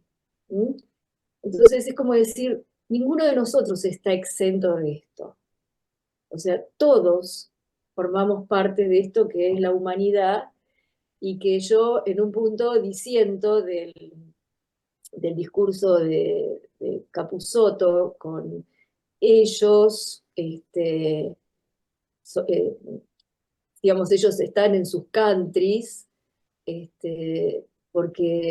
miran a los demás con desprecio, porque yo creo que todos tenemos eso adentro. Todos miramos en un punto al otro con desprecio o con miedo o con empatía en el mejor de los casos, pero hay siempre algo que nos detiene y yo les puedo decir que, bueno, yo vivo en Córdoba y no solamente la gente de los countries odia a los paraguayos, a los bolivianos, a los maestros, a los de aerolíneas, a los jubilados y a un montón, ¿sí? Digamos, acá la diferencia es la gente de bien, ¿sí? Los ciudadanos probos, vaya a saber qué se refiere eso, y los otros, ¿no? Los otros. ¿Mm? Entonces, no hay que estar en un country para darse cuenta que todos tenemos eso adentro y en un punto la construcción del enemigo es algo que nos puede reunir, ¿no? O sea, de pronto todos festejamos el gol contra Inglaterra. Bueno, porque hay un enemigo. ¿Mm? Y, Laura, y perdón, es- extendí. sí, se ve bien la cuestión de la construcción del odio y que el odio no pertenece a un bando, también en la película me parece. Me parece que lo del el guión de Saborido, Capusotto, estereotipa las cosas, pero a mí me interesó las dicotomías que planteó al comienzo Lionel. Él puso identidad versus segregación y lazo versus violencia. Y a mí me parece que si bien el odio está en todos los bandos de la película también, ellos tienen un lazo de amistad. Me parece que el lío se les arma un poco cuando hay escenas de a dos, ¿no? Las rivalidades, las tensiones se arman de a dos, pero el 3 hace un grupo. El 3 les permite, que sería el número de la discordia, al contrario, permite que las tensiones de a dos se lleven, se disuelvan. eh, y me parece que la película muestra que hay algo de los lazos en la cité, como lo llamaba Fabián, que, que les permite cuestiones de solidaridad, de defensa del amigo, del otro, bueno, ¿no? De la vida en común, y que tiene ciertos valores para ellos que un poco son un refugio, como decía Fabián. Ahora, la, las, también está el retorno del odio, como traía también Fabián, la idea del racismo de Lacan, sobre sí, cuando no solo queman el gimnasio, al dealer de los objetos robados del barrio le queman el auto. Y entonces el tipo no puede seguir laburando si sus clientes y amigos le incendiaron el auto, ¿no? Eso se ve en la película, me parece que está muy bien contado. Lionel, ¿querías agregar algo? Y después, si quieren, Fabián y Matías. Sí, con todo lo que dijo Laura, pensaba que es una película un poco inagotable, ¿no? Vamos descubriendo aristas y personajes, indicadores. Yo recordaba, no lo había mencionado, como porque pensé que tal Ah, vez... perdón. Una cosita sobre el peticito que sale del baño. Él dice, la cuestión no es si nosotros creemos en Dios. La cuestión es si Dios cree en nosotros. Este, yo quería también retomar cómo empieza la película. La película arranca con una bomba molotov y con un chiste, que yo lo puse contraste del humor como para bordear lo indecible. Y me parece que en ese chiste hay como una promesa también que nos cuenta lo que va a venir, ¿no? El chiste es que alguien se cae y que le preguntan cómo va y él dice, por ahora va bien, y dice, bueno, no se trata de la caída, se trata del aterrizaje. Y me parece que la película un poco aborda o representa esto que es como una caída, ¿no? Que viene ahí en picada, que es como cierta deriva, y también recordaba este pasaje de lo suburbano donde hay una comunidad, hay un lazo, y lo que nosotros vemos como tensión, tal vez sea un modo, este relativismo que se habla así, a los gritos, como la jerga. Eh, Tal vez nosotros estamos tensionados, asistiendo a algo que nos parece lo otro, y cuando ellos van, me acordaba de estas historias que se contaba de cuando venía alguien del interior y le vendían un buzón. Porque hay como cierta ingenuidad, y pensaba, y he leído algunas cuestiones de esta representación de estos tres, donde aparece Said como el más niño, el que es un poco juguetón, inquieto, Hubert, que es alguien que estuvo preso, es alguien que de algún modo sabe, ¿no? Tiene una experiencia. Y él también lo prueba a Vince, que es el que hace semblante de que voy a compensar el universo, uno de ellos por uno nuestro. Y es algo que cuando llega el momento no puede hacer no solo con la policía, sino cuando le dice, acá tenés un objeto reducido a la nada, y le dice, da lo mismo, esta es tu oportunidad. Él no le hace bien al mundo, y el otro no puede hacerlo, y pensaba esto también como pregunta, ¿no? Si el odio está incluido en todos nosotros y mata al que quiere, ¿no? O mata al que puede. Si hay que tenerlo lo suficiente, y no se trata de coraje, de valor, ¿no? De ningún atributo. Digo, de que hay que estar hecho para matar a otro, incluso a este skinhead, que era el candidato ideal, como le dice el otro. Y hay un detalle también que me quedé pensando, no puedo concluir, en cuando viene Hubert y tacha el cartel que le dice el mundo es nuestro o de ustedes, y él se inscribe como es nuestro, en algo como si él supiese todo el tiempo que no va a ser parte de eso, pero sin embargo hay algo que insiste, y si acaso todo ese recorrido no es casi como la transferencia de una experiencia para el que queda, que es el ingenuo, y el que ahora, a partir de todo esto que ha visto en este itinerario, sabe algo más, ¿no? Porque tiene que vivir con eso, fue testigo de todo esto. Yo no sé si alguien, quisiera que hable alguien que por ahí no habló Dale. todavía. Quería como un poco aclarar la cuestión del optimismo, ¿no? Que quedó ahí como flotando. Hay varios gestos de la película que me llevan a pensar en el optimismo y en pensar que el odio, yo estoy de acuerdo, el odio, aparte del odio presentado con el artículo, ¿no? Como una especie de entidad, eh, está promovido claramente por parte de las fuerzas policiales en la película. Eh, Porque creo, primero hay una decisión cinematográfica histórica, ¿no? La mayoría de las películas que hemos visto que convocan delincuentes o malhechores y policías, en una proporción de 90-10, les diría, se pone del lado del policía. ¿Eh? Es un género cinematográfico, un subgénero que se llama el procedural, que es el género que suele acompañar a los policías en esta aventura contra el crimen, que acá ha tenido una serie nefasta llamada Policías en Acción, este, que se encargó de enfatizar la idea del policía frente a la barbarie. ¿no? Por decirlo de alguna manera. Entonces creo que esta película hace una pirueta que a mí no puede llevarme a otro lugar que pensarla en positivo, y es, los policías no tienen identidad en esta película. Mm, No tienen nombre, no tienen identidad. Se convirtieron justamente en el odio. Son el ejercicio de eso, ¿no? De esa entidad que es el odio en sí mismo, como si fueran autómatas, de eso que los tiene poseídos. Los que tienen identidad son los pobres, los marginales, los chicos de los barrios.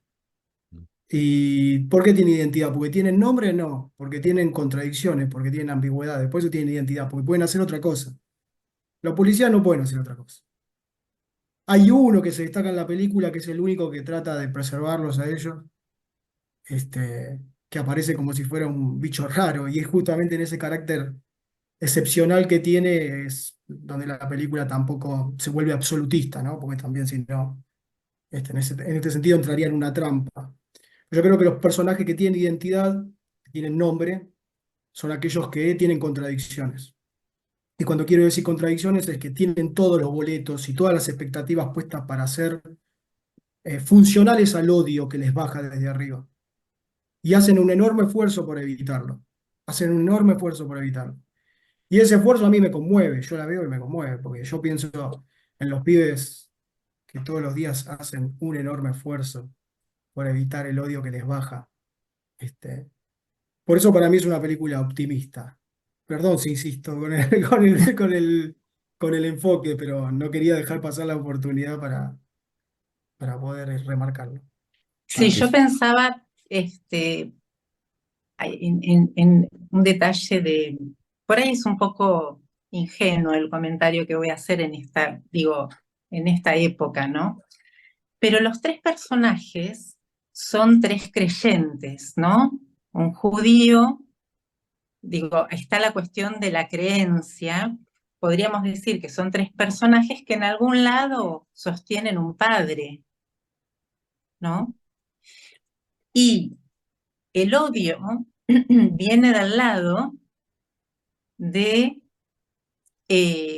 bueno, sí, de la policía, pero en relación a destruir todo aquello que no tiene valor de mercado, porque la creencia, digamos, no tiene valor de mercado, ¿no? mm, Digo, sin entrar en cuestiones geopolíticas y muy complejas actuales. Pero me parece que si tomamos en estado puro los tres personajes, ¿no? Son tres creyentes, o sea, tienen un padre en algún lado. Y eso no sirve. No es útil, ¿no? Hoy, un sujeto que sostenga un padre en algún lado. Es útil un sujeto que sostenga las leyes del mercado, a secas, ¿no? mm. Así un poquito lo pensaba yo. Bueno, para ir un poco en el sentido de lo que traía Matías, me dan ganas de citar a Borges aquí, que creo, pero hay que verificarlo, si en su texto Nuestro pobre individualismo dice que para el argentino la amistad es una pasión. Y como estamos en un ciclo de cine, evoca las películas de Hollywood. Creo que el texto es de 1940 y pico, o sea que Hollywood de esa época, ¿no? Y dice que en las películas de Hollywood, donde un policía se hace pasar por un villano para desbaratar, digamos, la banda de villanos, el argentino, dice, el argentino, bueno, habría que matizar esto quizás, se identifica con los villanos que, digamos, que el policía traiciona porque les hace creer que es uno de ellos para después denunciarlo. Porque para el argentino, dice Borges, habla de los argentinos, ¿no? Creo que es este texto. Para el argentino la amistad es una pasión y el Estado es una entidad abstracta, no cree en el Estado, ¿no? Y que entonces efectivamente cree más en el lazo amistoso, podríamos decir, y se identifica entonces con el villano traicionado por el policía que se hizo pasar por uno de ellos y después lo traiciona. Y me parece que efectivamente lo que nos muestra la película también, pero es en el sentido del optimismo, del pesimismo que traiga Matías, me parece que justamente lo que nos muestra es que el odio aparece cuando el lazo social se deshace, digamos, ¿no? Porque el lazo social existe efectivamente en estas CITES, en estos lugares, y que de alguna manera, hasta el tiempo en todo caso que Mathieu Kassovitz hace la película, hasta los años 90, resistía, me parece, a la embestida del neoliberalismo y se planteaba como un lazo social. El problema del lazo social es que es segregativo siempre, es decir, que cuando nos reunimos entre nosotros siempre hay un otro, ¿no? Y esto, por supuesto, la psicología de grupos lo conoce bien, digamos, ¿no? Siempre el otro es el enemigo, ¿no? El otro con el que se juega el partido, ¿no? Como se evocaba hace un ratito. La cuestión es cómo construir un lazo social que no sea segregativo. Es decir, ciertamente que el odio forma parte de todo. Freud no nos dice otra cosa, digamos, ¿no? El odio es propio al ser humano frente a lo extranjero, a lo otro, digamos. La cuestión es cómo justamente construir un lazo social no segregativo, que no se funde sobre nosotros y ellos, digamos. Entonces me parece que por aquí podríamos dar una lectura, digamos, justamente, no sé si optimista, pero en todo caso una cierta radiografía de lo que nos muestra el film, en el punto en que el odio aparece cuando el lazo social se deshace, digamos, ¿no? Y en el cual la policía de alguna manera aparece para Kassovitz como un elemento que atenta contra el lazo social. Ahora, hay que decir, por ejemplo, que a partir de los atentados, ¿no?, terroristas acá en el 2015, la gente empezó a querer a los policías, porque el policía aparecía como el que nos protegía justamente del otro malo, terrorista, que venía a atentar contra las poblaciones de civiles, ¿no?